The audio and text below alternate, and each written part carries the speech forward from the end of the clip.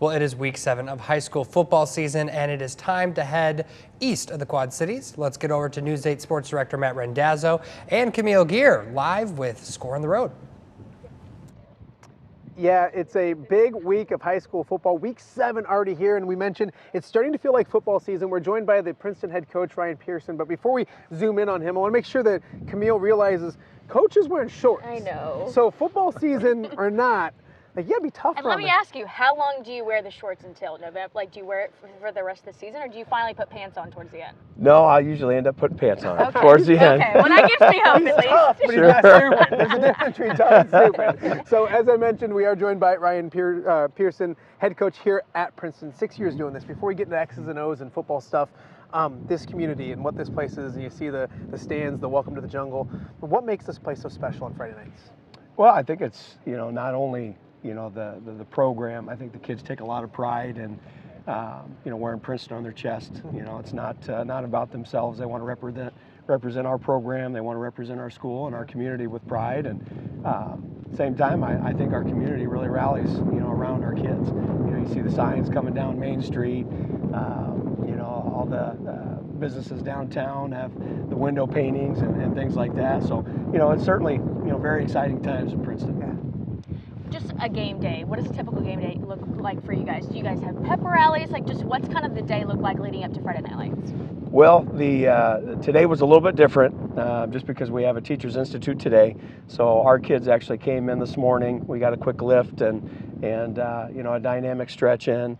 We actually helped put the flags out at the field this morning, and then we actually went to the Coffee Cup downtown and had a team breakfast. So the rest of the day, the kids kind of have, to themselves. They can go home, play video games or whatever kids do these days. You knew we were coming to town. You didn't text us about breakfast? Yeah, seriously. Well, I didn't even get to go. Okay, fair enough. Coach, and all these teams are special. Really good team, ranked 3rd in the state. And we when I got here, I was like, so, you like this team? And it's almost like picking kids, because you don't want to say like which kid you like most, but you really like this group of people, players, not just out there. They're really good on that field, but they're a good group to be around, aren't they?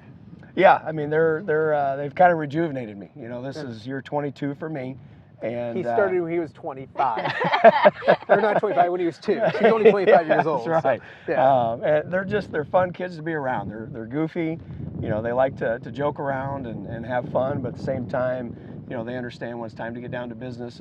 They focus up. So they're just an exciting group to be around, and it's really kind of helped keep me young. Yeah, no, I was going to say, do you need that? Because, 6 years here, 22 years doing this, and it can be a grind. There's a lot of pluses to it and all that kind of stuff, and people see the wins and losses, but it can be a grind. Is that the kind of stuff that you almost enjoy more than the wins and losses, is the developing relationships and that kind of stuff with the kids? 100%. You don't get into coaching for the wins and losses. You get into coaching for, developing relationships with your kids and building those types of bonds that not only are formed now, but you're getting invited to weddings and things like that, 10, 15 years down the road, and that's what it's all about. Sure.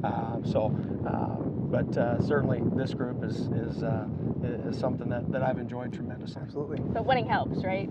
Well, I'm a pretty competitive guy too, so winning does help, but it's not everything. Absolutely. Well, 6-0 for you guys, 6-0 for St. Bede. Just kind of talk about that matchup and what you've kind of seen from St. Bede maybe on film.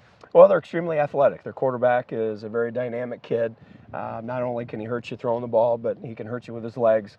They've got some good targets out on the edge. They've got some 6'3", 6'4" receivers that he likes to target, and their line is pretty physical. So we certainly know what we have in store, and we know that we have to play a great game and make sure we limit our penalties and turnovers and things like that in order for us to have a chance. But we're hoping it's going to be a great atmosphere. Senior night for our kids, and I think there's going to be a great crowd. Before we let you go, you described their quarterback, and you could have been describing your own quarterback. I was going to say. Tegan Davis is somebody we've gotten to cover. Of course, he was a wide receiver, I think, as a sophomore. Correct. And then been great quarterback for 2 years. What is about that young man? And as we mentioned, as good a kid off the field as he is on, I'm sure. Very much so.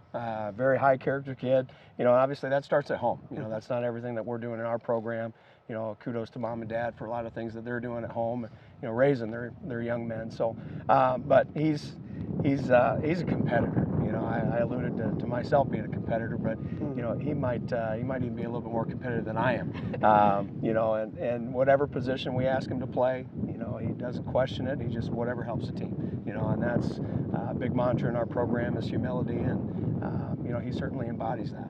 All right, well, he's Coach Ryan Pearson, I should say, the head coach here at Princeton. We'll have much more in this game. We'll talk more about this week of high school football, a huge week 7. We'll have more coming up a little bit later on in the show. David, we'll throw it back to you in the nice, warm studio there in the Quad Cities.